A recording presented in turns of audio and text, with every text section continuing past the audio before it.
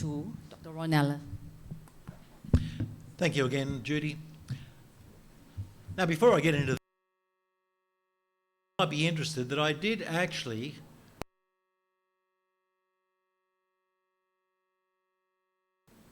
Isn't that strange? Why would a person who did not believe in God get into churches? Well, I did it because my career partly depended upon it. If you're working with Christians and you want to be recognised, sometimes you'll go to church just to pretend you're interested. So if anybody comes into here and says they're very interested but doesn't look like a Christian, that's probably like me many years ago. And in one country, the Cook Islands, I went into a government department, and all the government ministers, they wanted to pray before a meeting. And I thought, why would government ministers want to pray before a meeting? And then I said to them, what position do you hold? And one said, well, I'm the Minister for Environment and I'm the pastor of this church. Oh, okay. And another one said, I'm the Minister for Agriculture. I'm the pastor of this church. I thought, okay, maybe if they're all pastors and they've given me a contract to work with them, I better pretend that I'm, I go to church. So I went to church there one day, and it was interesting. The music was beautiful, great singers, the Cook Islanders, but I was very tense, uncomfortable. And then a Cook Islander man reached over to me from behind, grabbed me by the shoulders, began to massage my shoulders and say, hey, bro, just relax, just chill, relax, bro. It's okay. He knew I didn't belong there, but I was so tense. He wanted to come on, cool down, boy, it's okay. And then he invited me to lunch afterwards. And so I went along to lunch, and I found out that Christians really are nice people. And so it's interesting that sometimes when you invite someone who's not a Christian to lunch, later on, that's going to make a very important point. They're going to connect better. And so, yes, I did get into churches every now and then, and I enjoyed them, and it helped change me over time, but it still took me 35 years before I gave my life to Christ. Okay, fossil formation failure. Good topic, this one. What do fossils really show us? And the first question I'm going to ask is, how are fossils formed? How are they formed? Because even this T-Rex wants to know what he would look like as a fossil. There you go, he's looking at himself, wondering how he would look as a fossil. And he's comfortable with that. How are fossils formed? Well, let's first of all ask the question, what is a fossil? Now, there are many, many ways of looking at a fossil, but I'm only going to use two types.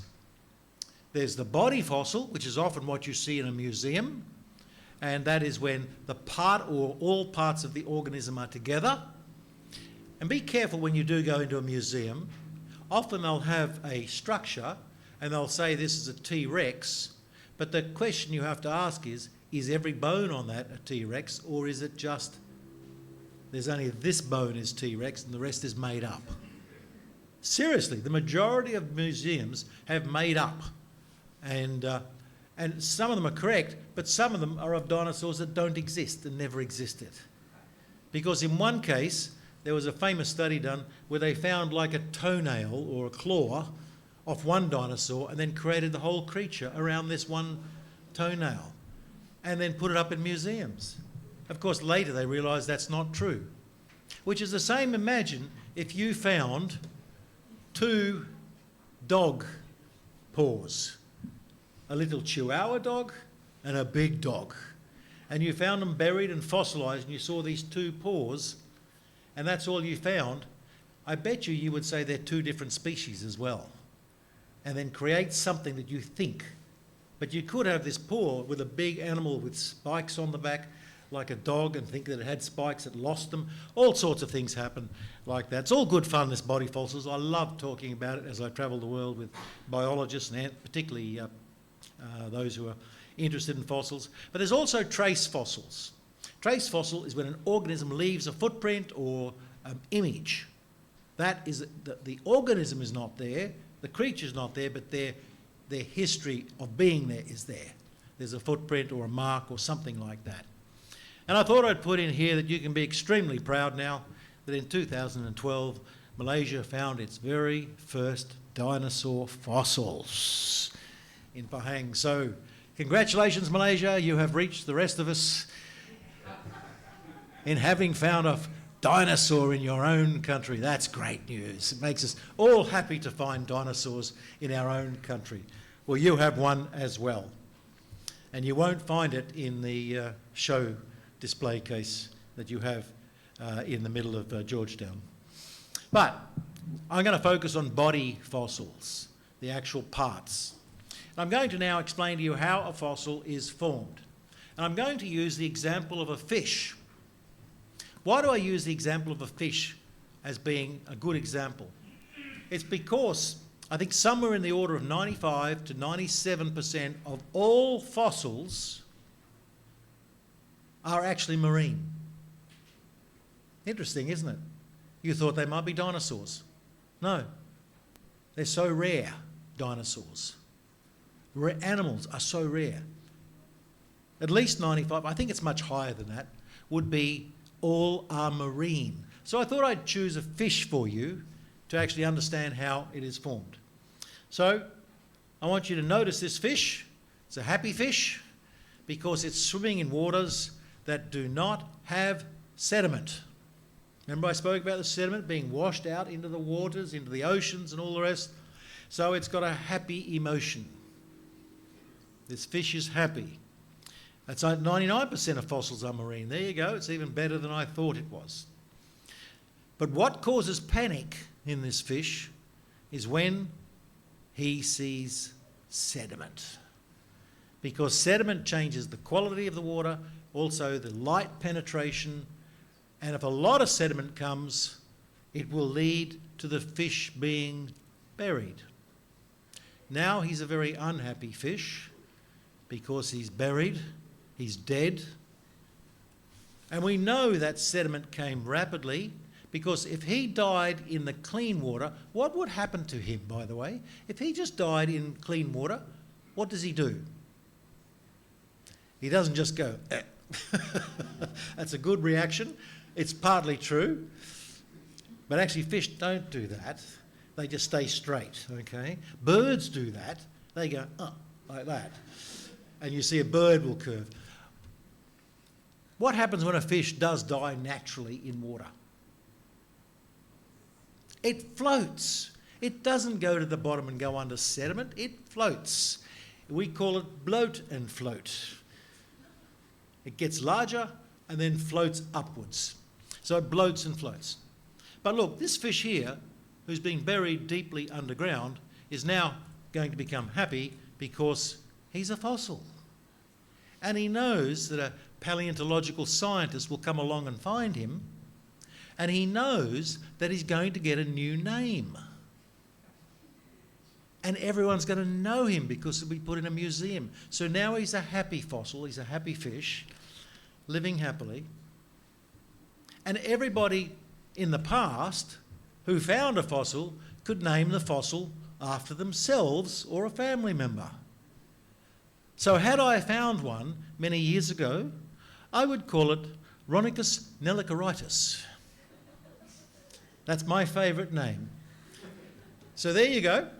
You can go home tonight and imagine that you're going to find one day when you dig some soil or turn over a rock, you're going to find a fossil that nobody's ever seen before. You need to write down tonight, what do you think you would call it? Look at your name and how to do that. But anyhow, the point being, sediment must come rapidly and it must come deep. If it's not rapid, it won't bury the fish. If it's not deep, it will not put the pressure on the fish to become. Also, if it's not deep, then another organism can come along and eat it, dig it up and eat it. That's what happens. So, fossilisation requires deep and continuous sediment. It requires a few other things as well, but I'm not worried about that. The number one thing, lots of sediment, deep sediment. The problem we have is, well, you can look at that image there. Is your impression that it's lots of sediment there in that river? It looks that way. Is it enough sediment to create a fossil? Not likely. It looks like a lot, but the sediment has to build up quite deep on one organism, a fish. But there you can see there, what is the sediment doing? It's being spread out and becoming very, very thin. So not deep enough. So here's the problem we have, ladies and gentlemen, because we have researched the world measuring sediment. And so that's what I did. I love measuring sediment, where it's going from, where it's coming from, where it's going to, all of those sorts of things, all around the world. Whether it was the Amazon, the Arctic, the desert areas, we look at that. Here's the problem. We know we need rapid and deep sedimentation, but nowhere on this planet do we find rapid and deep sedimentation that is good enough to make a fossil. In other words, despite all the research we have done, we cannot find one fossil being created today. How come? Evolution teaches us that fossilization occurs throughout history. But all of a sudden today, after, and I'm not talking tens of studies, I'm talking hundreds of studies, if not thousands in some cases, highlight that the sediment around the world is not coming in sufficient quantities, large enough and deep enough to create a fossil. Now we look at this. This is a construction site and we go, wow, that looks like a lot of sediment. And when we measure it, probably is in a litre of water a lot of sediment. But it doesn't go down and sit on one fish. It goes out across the whole landscape and it's only thin, very thin. And here in Takatuma Lagoon in the Cook Islands, this is when I went to the Cook Islands because after all my years of research as a non-Christian, I became famous and they said, well, come over here and have a look at some of this sediment in the lagoon. It's a coral reef lagoon and they thought this sediment might destroy the coral reef. But it looks terrible, doesn't it? Absolutely, that reddish brown colour looks terrible. But what it's doing, it's going out and settling down on the coral, but because it's clay, it is so thin and so shallow that the next tide movement, high tide, low tide, washes it off the coral. So there is no damage done to the coral. Isn't that interesting? No damage is being done, it just looks ugly. And so I gave them some advice on how to control the sediment more because of the looks. Tourists don't want to go swimming in that, they want to go swimming in the coral. And so they're very happy with that result, swimming in the coral. And so I enjoyed being over in the Cook Islands. They took me over for a couple of weeks and we solved that problem in one day and just enjoyed swimming around Takatuma Lagoon. It's good fun. Let's have a look around the world now at thousands. I emphasise this. It was thousands of studies in different environments. So I'm not showing you what I've done, I'm showing you what the scientists have done worldwide. And the first slide, do not even try to understand it. It's an impressive scientific slide, that's all it is. What it's doing is mapping on the ocean floor the amount of sediment that is being deposited on the ocean floor. This is deep ocean. How do we do it? We send divers down who put traps on the ocean floor to capture the sediment that comes down.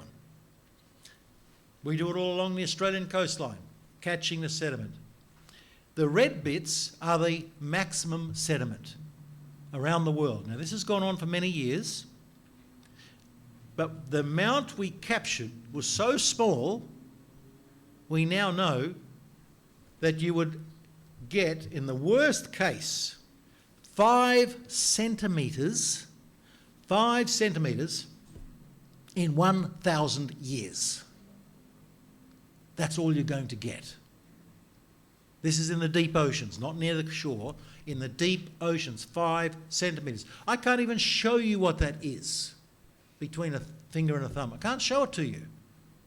So how do we have 99% of fossils are marine? Where's the sediment? It's not there today. So those red bits are detailed boat studies, sampling, all the rest, and we just don't see it. I began to ask questions in all of my journey with other scientists as we travelled the world, and they said, well, come closer to shore. Again, don't try to understand the image. Let me explain. It's a satellite image of the continental shelf. You will see there the bumpy areas on the left are landscapes. That's the Great Dividing Range around Rockhampton in Australia. The deep blue out to the top right is the ocean, which I was just talking about. And then we have continental shelf, the shallower waters around the islands and the continents. You have it here. You can see it when you come in, flying in by plane. You have a continental shelf. In that area, all of these studies all around the world indicate that the average depth of sediment over time is 300 millimetres per 1,000 years. Wow. Don't you get excited about that? 300 means that per year it is 0.3 millimetres is the average depth. 0.3. Now you might get a little bit, goes up to 0.4 in some studies. But on the continental shelf it's 0.3. Let me make this point to you. I cannot fossilise an insect with 0.3. How can I fossilise a fish? How can I fossilise a T-Rex? I can't do it. Can't be done. An insect, a cockroach, I can't do it. End of story. So my friend said, come closer to shore, Ron. But then again, thousands of studies close to shore in mangroves and estuaries indicate that the global feature is about 3.6 millimetres per year over that area. Now, if it was deeper than that, the mangroves would be destroyed because the mangroves have breeding apparatus and all sorts of things. So 3.6. Well, 3.6 in a year. Now remember, to fossilise, sediment has to come rapidly. Not 3.6 in 1 year. That's too long. Because what would happen is there's not enough weight to fossilise. So what happens straight away is it begins to decompose, it begins to rot, it begins to decay. The bones just wither away. Or some other animal will come along, dig it up and eat it. So I still cannot fossilise a cockroach or a spider or an ant with 3.6 millimetres per year. So whether we look at marine or your continental shelf or your very near shore, we have not found around the world enough sediment to create a fossil. But go to the website of the Geological Society or the Chemical Society and you're going to read things like this, that fossils are more likely to be preserved in marine environments where rapid burial by sediments is possible. How can that be said? The amount of monitoring in the oceans might be 30, 40 years, but in coastal areas is 70 years. We have done 70 plus years of research, thousands of studies, found no sediment. Why does the Geological Survey and all of these other professional societies burial by sediment is in the marine area? Because they have no choice. If the fossils are mainly marine, you're going to have to say there is lots of sediment there, even if it's not there. Because fossils are found in are found in sediment. Should have made that point earlier. Fossils are found in flood sediment, by the way. You could pass me any sediment you want and not tell me where you got it. It could be a beach sediment, a swamp sediment, a sand dune sediment, a flood sediment. I will do some quick analyses, won't take me long, and I'll tell you very quickly where you got it from. Why? Because every sediment has a fingerprint. And the sediment that wraps around the fossils, 99.9% is flood sediment. Not landslide like you sometimes read, not other types, not volcanic. There's a little bit of volcanic, but mainly flood sediment. How come professional websites and professional societies are saying there's a lot of sediment in the marine area when we know there's not?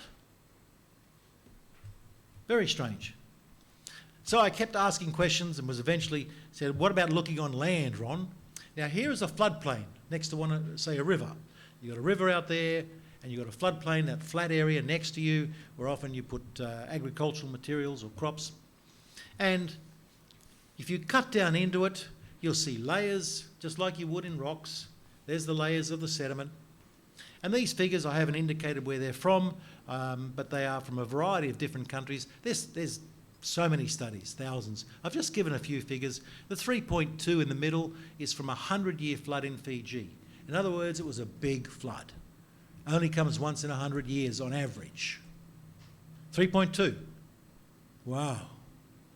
3.2 will not create a fossil. The 10 centimetres was a major event in New South Wales, and that was actually measured by me in my early years. I found one of the deepest deposits of sediment of a floodplain over a larger area, and I wrote a paper, got it published in an international journal, and then you get promoted, everyone likes you, and all the rest, because why? I found 10 centimetres. Woohoo! Get excited, 10 centimetres. Now 10 centimetres still will not fossilise my cockroach, my ant or my spider. I need more weight than that. So ultimately, I remember one of my friends saying, what about tsunamis? Big catastrophes. Well, the challenge we have with tsunamis is they also do not give a lot of sediment. And so the world's largest tsunami that we've monitored, Indonesia, hit Penang here as well, basically, on average, deposited 10 centimetres. Occasionally 12, 20 centimetres in local spots, but on average 10 centimetres. Not enough. We need lots of sediment to come rapidly. Why does this tsunami not give us lots of sediment? You would think it would, wouldn't you? But the tsunami wave, when it comes to shore, is not a physical wave. You think of a physical wave as forming a wave and breaking. A tsunami is not like that. A tsunami wave is an energy wave. So it's the transfer of energy through the water. When the water shallows, then it forms a wave, only then. So where was damage done most? It was done in those towns that had very shallow water going out a long way. That is a disaster. If your shoreline is very steep and very deep, the tsunami will come in, the energy will hit the wall of the very deep wall and just go bounce backing out again. And you'll see no real effect of that.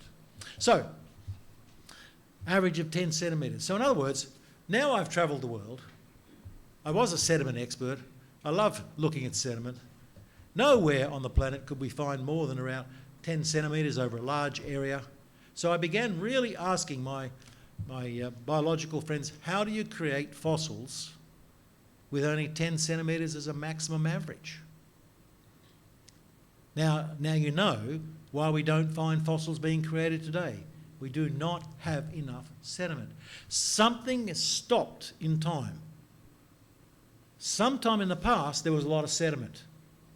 Now you start to think, don't you? When would you see a lot of sediment being moved around the world at one time? Yes, I'm not answering that. You know what I'm saying. Because when you look at the United States or any other country, you will see these sort of sedimentary deposits. I've coloured this in orange here. It's 1.5 million square kilometres of sediment. Kilometres deep, I think it is, or at least hundreds of metres of deep, with trillions of fossils. What sort of flood could have deposited that amount of sediment? I've shown you what a 100-year flood does in Fiji. That flood that I monitored in New South Wales with 10 centimetres was a 500-year flood. So we have measured the world's catastrophic floods. We have measured the world's worst tsunamis in our history that we remember and monitor. But no way can we get 1.5 million square kilometres of hundreds of metres of sediment deep, if not kilometres. Not possible. So something happened in the past to do that. And straight away it should tell you, that is not a local flood. That's impossible. It's not even a regional flood. It's not even a continental flood.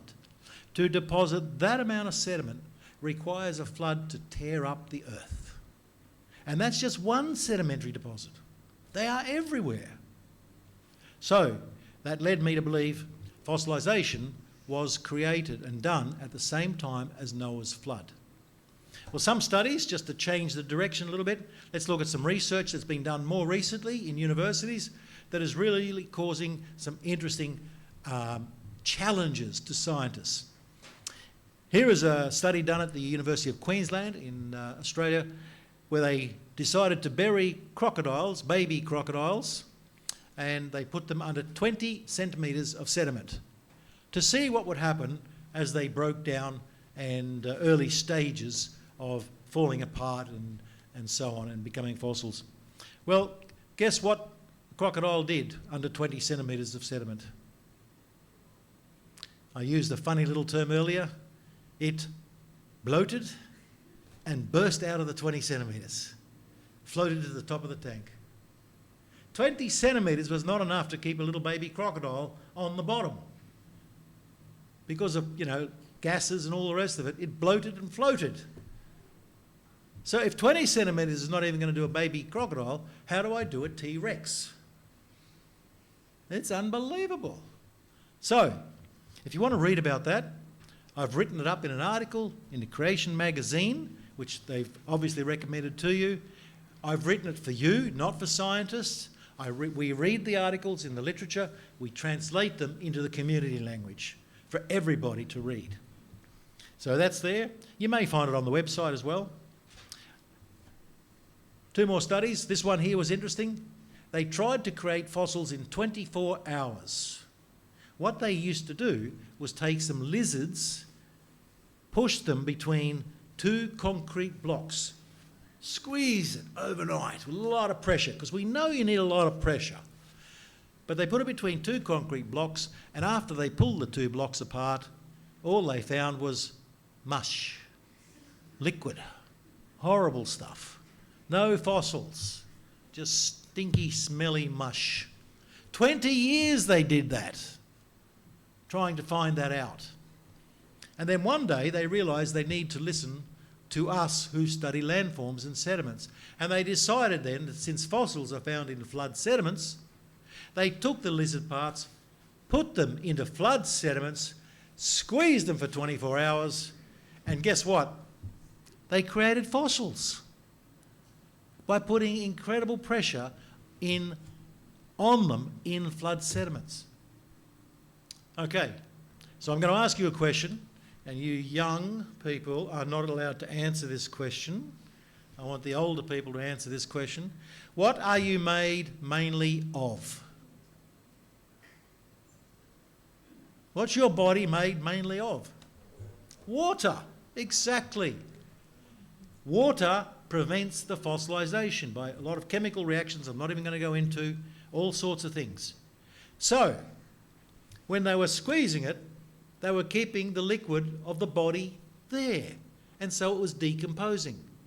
But when they put it with the sediment and squeezed it, where did the liquid from these organisms go? Into the sediment. Sediment absorbs liquids.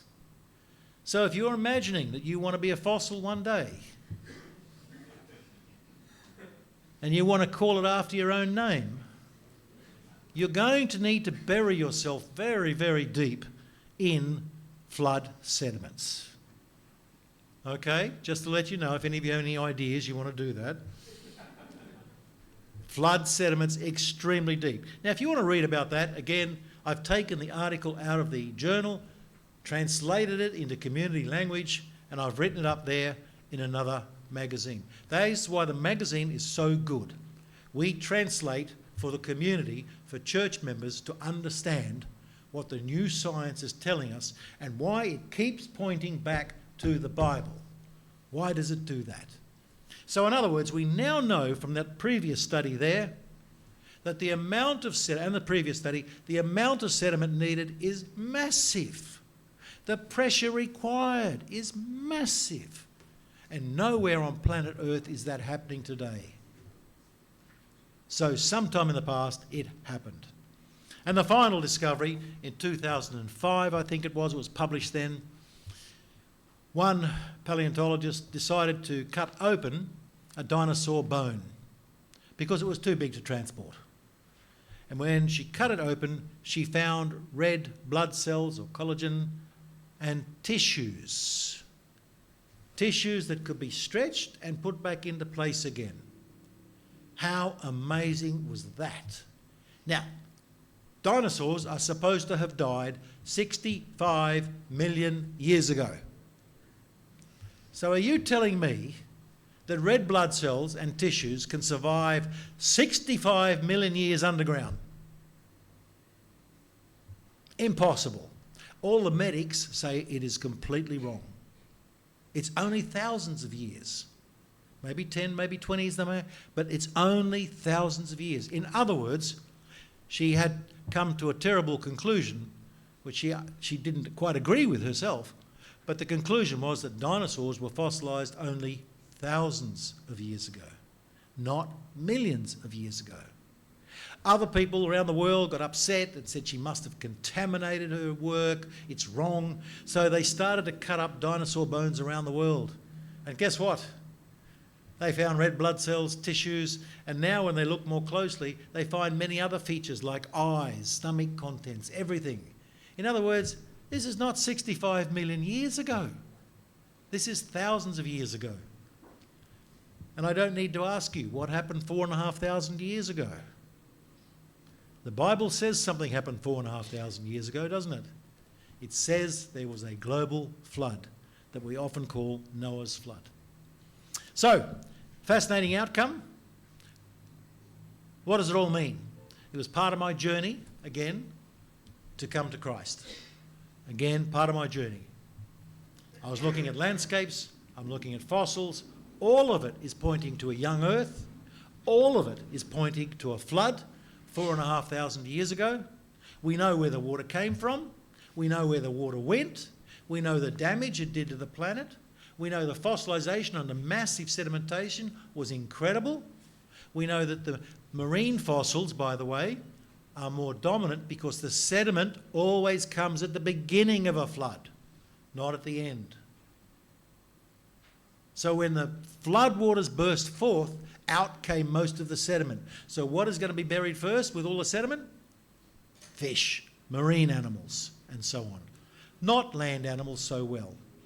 So all of this pointed to a global flood. When I raised this with my travelling friends who travel the world with me, and they were not Christians, I said, I think this points to the global flood. And they said, we agree. There's a global flood. It occurred. But then they said to me, Ron, don't say that aloud. Don't say that to anybody else. Don't say it in a university. If you say that in a university, we're going to lose our grant money. We're going to lose our research money. We will lose our jobs.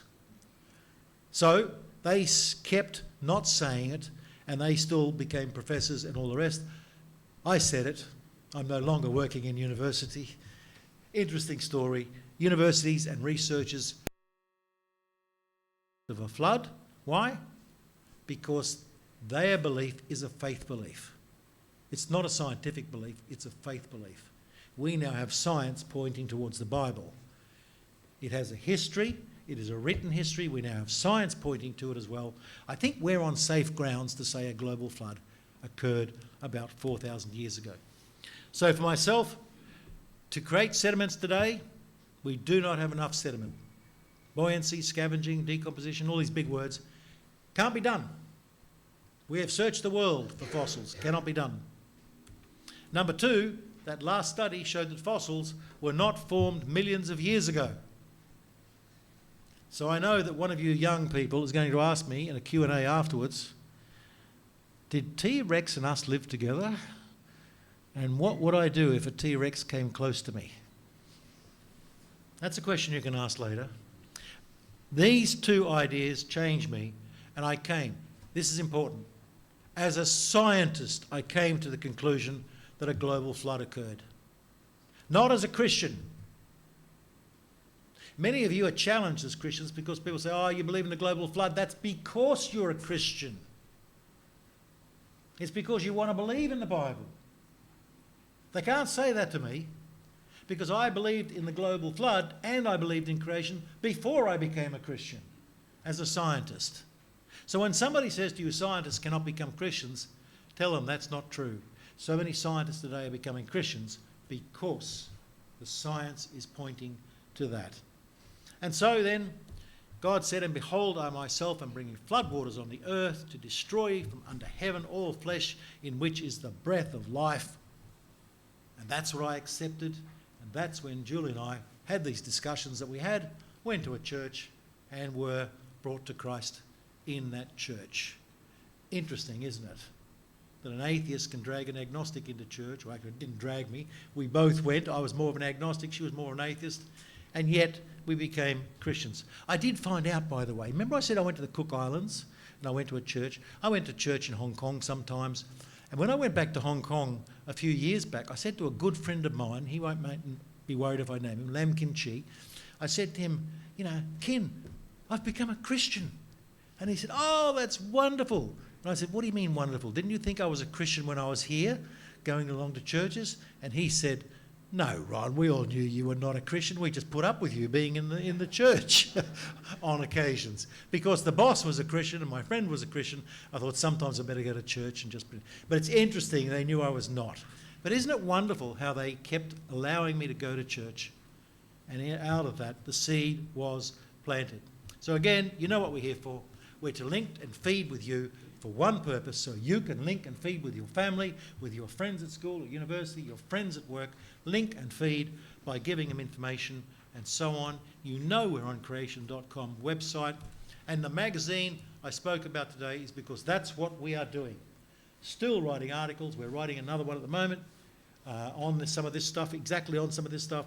It'll be published in a few other editions ahead of us. Also, we've got the Creation Answers book, you know that, and we've got that, you know that. Stones and Bones, we might have a few of those out there still. That's a great one about fossils. Carl Weiland wrote that one. It's a small pamphlet, not a pamphlet, a booklet, so it's quite cheap. That one there, Stones and Bones, so a lot of what I've talked about today. Dragons of the Deep, also another good one. A bit more of a detail in this book. That's a great one. I'm pretty sure I saw it. Noah's Ark is another small booklet by Rod Walsh. Rod Walsh is one of those characters who loves expressing and linking and feeding. What he did was he built an ark, just a little one, not a big one. He built a little one and put it in a big trailer.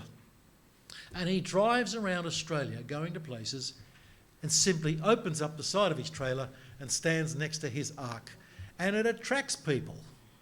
And they come along and he tells them the story of the ark. Children love it. Whenever there's a church event, he tries to go along and does that. So Noah's Ark is very appealing. Children love it. So it's, as it says, it's more than a story. And of course, the one I mentioned earlier, The Genesis Flood, Fact or Fiction by Taz Walker. And on that point, I'll end and hand it back to Judy. Okay, thanks.